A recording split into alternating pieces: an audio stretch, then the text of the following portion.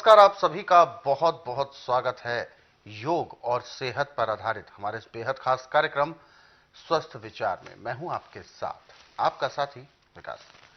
दर्शकों, स्वस्थ विचार एक ऐसा कार्यक्रम है जिसमें आपको अपनी सेहत को ठीक रखने के लिए कुछ नुस्खे बताए जाते हैं, तरीके बताए जाते हैं, उपचार बताए जाते हैं और अपनी दिनचर्या में हमें क्या कुछ ऐसा शामिल करना है जिसको करने मात्र से हम अपने तमाम उन अनचाहे अनजाने अदृश्य रोगों को, जो कि शुरुआती दौर के होते हैं, उनको बिल्कुल दूर कर सकते हैं। या यूं माने कि आप अपने शरीर के चारों ओर एक ऐसा अदृश्य सुरक्षा घेरा तैयार कर सकते हैं जिसमें कोई भी रोग प्रवेश नहीं कर सकेगा। और यह सब संभव है प्रकृति से जुड़ने पर, योग को अपने जीवन में लाने पर और जो प्रकृति ने हमें जड़ी बूटियां दी हैं उनका तरीके से सेवन करने पर और अपने भोजन को ठीक प्रकार से पोषक तत्वों को ग्रहण करने पर ये सब चीजें ठीक होती हैं।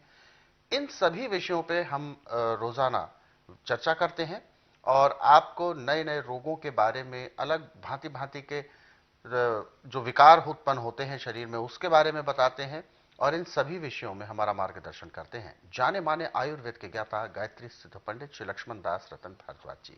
आइए सबसे पहले गुरु जी का स्वागत करते हैं और कार्यक्रम की शुरुआत करते हैं। गुरु जी, आपका बहुत बहुत स्वागत है। नमस्कार। नमस्कार। ये कार्यक्रम दर्शकों आप सभी के लिए है और हम चाहते हैं कि आप इस कार्यक्रम का हिस्सा बने। यदि आपके साथ किसी भी तरह का रोग है, कोई शारीरिक कष्ट है, शरीर में आपके ऊर्जा में कमी आ रही है, तो आप सीधे अपना सवाल इस कार्यक्रम में भी पूछ सकते हैं, मार्गदर्शन प्राप्त कर सकते हैं। इसके लिए आपको कॉल करना है या इसके अलावा आप हमें व्हाट्सएप के जरिए अपना संदेश भी भेज सकते हैं। और साथ ही साथ आपको हम याद दिलाते हैं कि जब भी आप इस कार्यक्रम को देखने बैठे तो कॉपी और पेन जरूर लेकर बैठा करें।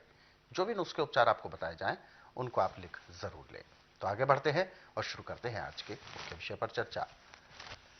गुरु जी, आज के इस अंक में हम गले के एक ऐसे विकार के बारे में बात करने जा रहे हैं जिसे हम घाव कहते हैं, यानी जख्म जैसा। हालांकि जख्म आमतौर पर एक धारणा होती है कि चोट लगने पर या किसी तरीके के फोड़े फुंसी होने पर वो जख्म का रूप ले लेता है, लेकिन गले के अंदर, जबकि वो एक अंदरूनी हिस्सा है, वहां पर जख्म होना एक अजीब अपने आप में ही एक चीज है। और लेकिन साथ ही साथ उस जख्म से परेशानियां बहुत होती हैं। क्या है ये? देखिए, जब आपका खाना पचता नहीं है, अच्छा। पैंक्री इंसुलिन नहीं बनाती, खाया पिया पेट में सड़ता है, पित्ते में तेजाब बढ़ता है, फिर उसकी डकारें जो ऊपर मुंह की तरफ आती है उसमें गले में छाले हो जाते हैं। छाले गले के अंदर हो जाते हैं? हाँ। और इनमें इतना भयंकर दर्द होता है कि पानी पीना भी मुश्किल हो जाता है। अब मेडिकल में तो इसमें ग्लाइसिन लगाते हैं रुई के साथ जी, परंतु उससे लाभ नहीं मिलता। थोड़ी देर के लिए आराम मिलता है, लाभ नहीं मिलता। सबसे पहले तो मैं कहूँगा कि अपने शरीर की लेबोरेटरी से हर चीज़ को टेस्ट करो कि कौन सी चीज़ आपको खाने में लाभ करेगी, कौन सी नुकसान करेगी। नुकसान वाली चीज़ मत खाइए, जिंदगी में कोई दवाई खानी नहीं। ये लेबोरेटरी हमारे बाएं और दाएं हाथ के अंदर। यदि सूखी चीज़ या खाने की तो हाथ में लेकर दिल पे रख लो और दाएं हाथ को सीधा कर दो और दूसरे आदमी को कहो कि मेरा हाथ नीचे दबाओ। यदि उसको हाथ दबाने में जोर लगाना पड़ता है, फिर हाथ नीचे आता है, आप खाइए, कोई नुकसान नहीं करेगा। परंतु हाथ एकदम नीचे गिर जाता है, उसको जोर नहीं लगाना, वो खाएंगे तो नुकसान करेगी। अब इसका उपचार मूली के साथ है। आप 1 कप रस निकाल लें मूली का और 1 कप पानी मिला के 1 गिलास बन गया। बिल्कुल। उसमें आधा चम्मच काला नमक मिला दें और दोनों का इतना टेम्परेचर होना चाहिए गर्म का कि जो मुंह में आप आराम से ले सकें। और मुंह में डाल के आ करके गरारे करो, जहाँ तक पानी गले के अंदर जाता है जाने दो, फिर उसको थूक दो। बिल्कुल। ऐसे थूकते रहो, और पेट में भी चले जाए तो नुकसान नहीं करेगा, लाभ ही करेगा। अच्छा। तो मूली का रस गर्म पानी और नमक उन छालों को ऐसे साफ करेगा जैसे मैले कुचैले कपड़े को गर्म पानी में सोडा डाल के उसको निखार के मैल उतार देते, कपड़ा चमक जाता है, ऐसे गला चमकेगा। उसके आधे घंटे बाद आप खाना खा सकते हैं आराम से, आपको गले में कोई तकलीफ नहीं होगी। परंतु ठंडा पानी नहीं पीना, चाय नहीं पीनी, और पानी जब भी पीना हल्का गर्म पानी पीना, उसमें मूली का रस और नींबू का रस मिला के पीना, और उसमें धीमा सा काला नमक काली मिर्च मिला लें तो और भी अच्छा। आज पूरे संसार के अंदर जितनी भी दवाइयाँ, चाहे एलोपैथिक में, चाहे आयुर्वेद में, चाहे यूनानी में, चाहे होम्योपैथिक में, इनमें हम डॉक्टरों को दोष नहीं दे सकते। ये दोष उन कंपनियों का जो दवाइयाँ बनाती हैं।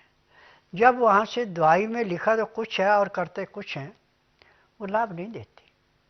बीमारी के अनुसार जो निर्घंटुओं में नुस्खे लिखे गए हैं, उन नुस्खों से तो लाभ होता है, परंतु जो निर्घंटु के अंदर नुस्खे नहीं लिखे गए, अधूरे हैं, वो लाभ नहीं देते। आज मैंने पूरे संसार से एक ही निवेदन किया, आयुर्वेद से, यूनानी से, होम्योपैथिक से, एलोपैथिक से, किसी रोगी का उपचार करके आपके हाथ में वो रोग कंट्रोल नहीं हो रहा है। बिल्कुल।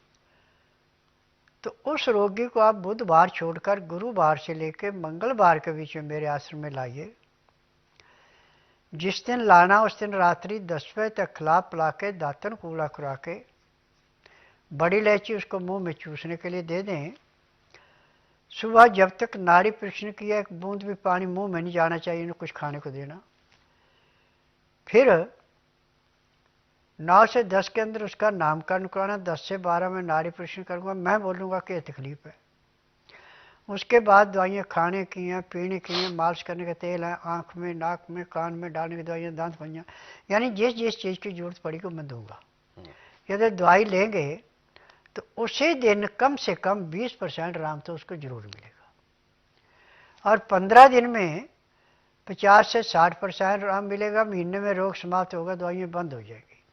मेरे आश्रम की दवाई सारी उम्र नहीं खानी पड़ती, क्योंकि मैं नाड़ी वैद्य हूँ, जड़ी बूटियों से इलाज करता हूँ। 10,000 जड़ी बूटियों की पहचान है जिनसे दवाइयाँ बनाता हूँ, और मेरी अपनी फार्मेसी दवाइयाँ बनाने की। मैं किसी की बड़ी बड़ी दवाइयाँ नहीं बेचता। ये दवाइयाँ रजिस्टर्ड है, पेटेंट है, इनका साइड इफेक्ट कोई नहीं है। किडनी की दवाई और कैंसर की पेटेंट है। गुरुजी, जैसा कि आपने कहा, हमें ध्यान देना चाहिए, और जो डकारें आती हैं इस वजह से भी जख्म होना स्वाभाविक बन जाता है। डकार तभी आएगी जब आपका तेजाब ज़्यादा बढ़ेगा। अच्छा। ऐसे डकार नहीं आती, खाने पीने की डकार आती है, बहुत गहरी होती है और उसमें मिठास होती है। और जो तेजाब की है इसमें खटास होती है। इसमें खटास होती है, यानी तभी इसे खट्टी डकार बोला जाता है। हाँ, बिल्कुल। तो दर्शकों, ये बात बिल्कुल सही है कि हमें अपने खान पान पर जरूर ध्यान देना चाहिए। डकारें कई प्रकार की होती हैं। आपने अक्सर ऐसा देखा भी होगा, कभी आप जरूरत से ज्यादा भोजन कर लेते हैं और बैठते हैं कहीं या लेटने का प्रयास करते हैं, तो बेचैनी बहुत ज्यादा बनने लगती है। ऐसा लगता है कि खाना मुंह की तरफ वापस आ रहा है। तो ये सब चीजें तब होती हैं जब अंदर खाना ठीक से पच नहीं रहा, और जो हमारी जठराग्नि है, जो हमारे शरीर में जो भोजन पचता है, गर्मी बनती है, बहुत सारी ऐसी चीजें होती हैं जिसकी वजह से समस्या उत्पन्न होती है। लेकिन आपको समस्या के निदान पर ध्यान देना है, और प्रयास ये करें कि आप अपने भोजन को अच्छा रखेंगे तो आप अपने शरीर को बहुत बेहतर रख सकते हैं। इन नुस्खे और उपचारों को यदि आप पढ़ना भी चाहें तो स्वस्थ विचार पुस्तकों के जरिए भी पढ़ सकते हैं। पुस्तकों में कई प्रकार के रोगों के बारे में वर्णन है, और उनमें हर प्रकार के उपचार भी लिखे हैं।